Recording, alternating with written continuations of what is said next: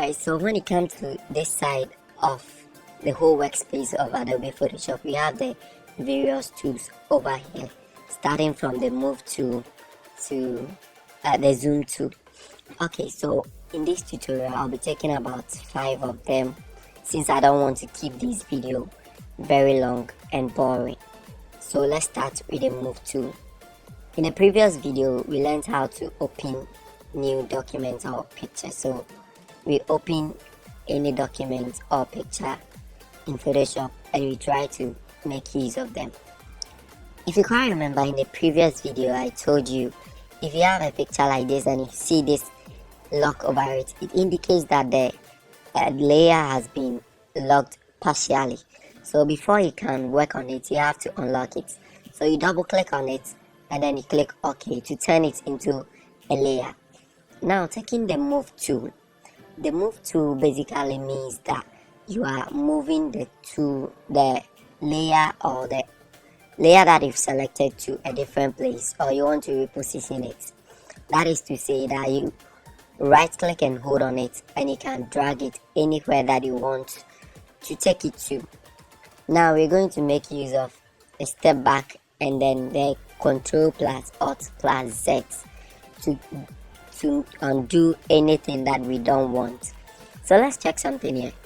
If I have 2 layers like this and I want to move the first layer, that is the layer 0 copy, to this side, so I can just hold and drag it to this side.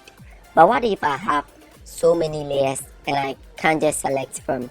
You just right click and the layers available will show. So if I select this one, it means that I'm working on this particular layer, so I can move it down. Since this one is on top, you can see it clearly. So in this same video you can have different layers or something like that. So that is what basically the move tool does. It allows you to move any layer to any place of your choice. Now let me take this particular tools over here. We have the rectangular marquee tool straight down to the single column marquee tool.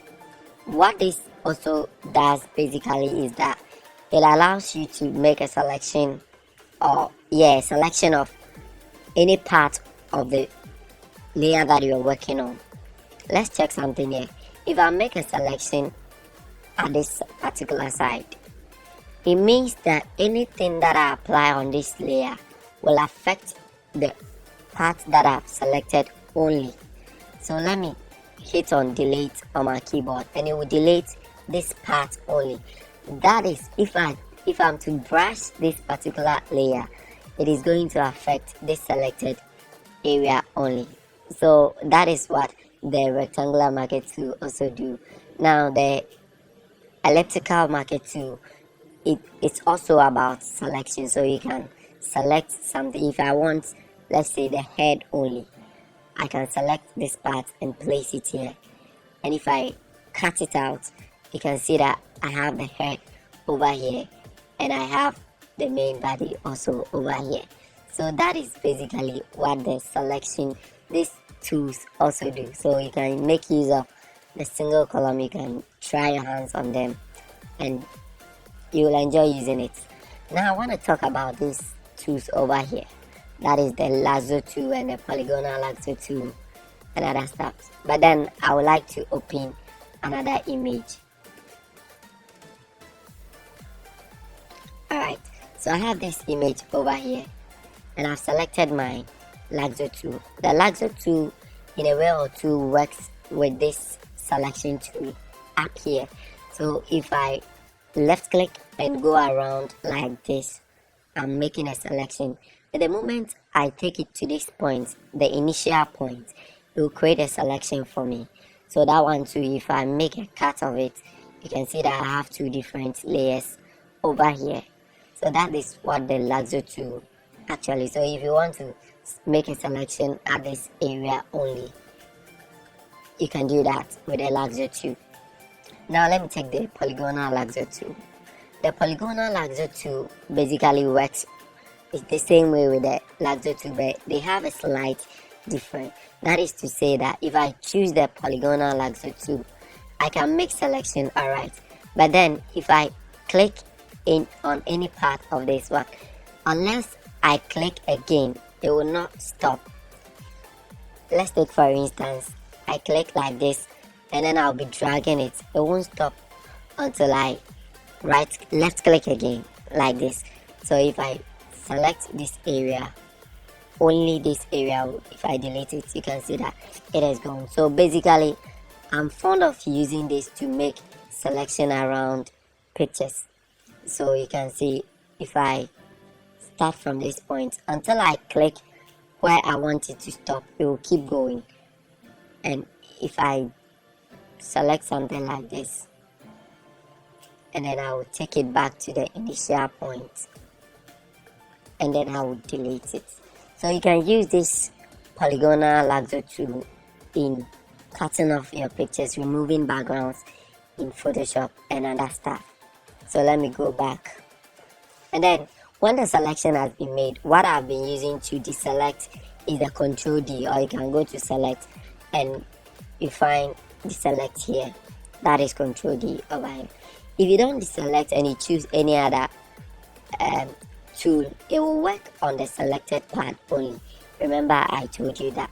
So anytime you are done with a selection, a particular selection, you just have to press Control D and you will deselect it. Alright, so the last one is the magnetic lasso tool. The magnetic lasso tool works very perfect if you have a picture like what I have on my screen right now. That is to say, if I click on this part, it will take all the magnetic parts. So I'm just moving around like this, and it's selecting, you see, it's selecting all the parts. Since the background is plain white, it attracts the plain background, and then it will just select until you are fed up and you decide to bring it to the initial point, and then you can delete that one. So you can also use that one for cutting out images or removing backgrounds. If you have a very sharp picture like this one and the background is just one or plain. So let me go back, and that is it for these tools. Now I'm talking about the quick selection and the magic wand selection. So all these are selection tools that you can. If you take the quick selection tool, it allows you to make a quick selection. So you just left click and then you take it around where you want the selection to be made. That one also works perfectly well if you have a plain background and a very sharp image like this. So all these parts are selected, and if I apply anything on this layer, it will affect only the selected area. The magic wand tool also allows you to select a particular color from a document or a picture. So this background is very plain and white. If I just right click on it, it will select all the whites in the image for me. Again, let me click something like here. So you see, it has selected all the colors, the color that I chose, all the colors on the face. It has selected it for me. If I left click on this side, it will select all the blues or the exact place that I selected. It will select all of it for me. So that is how the magic wand tool also works. Now the last thing I'm talking about for the day is the crop tool.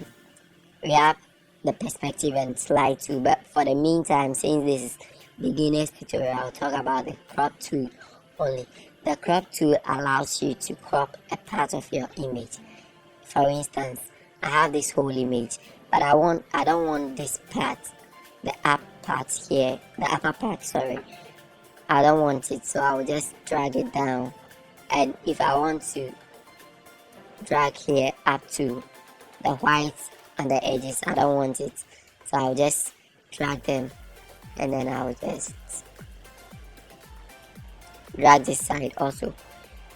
If you want it this way, you can go ahead and then you confirm it from here, and then you can see that your image has been cropped.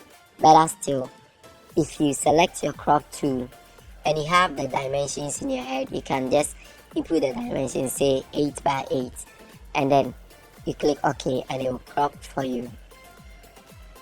Something just like this.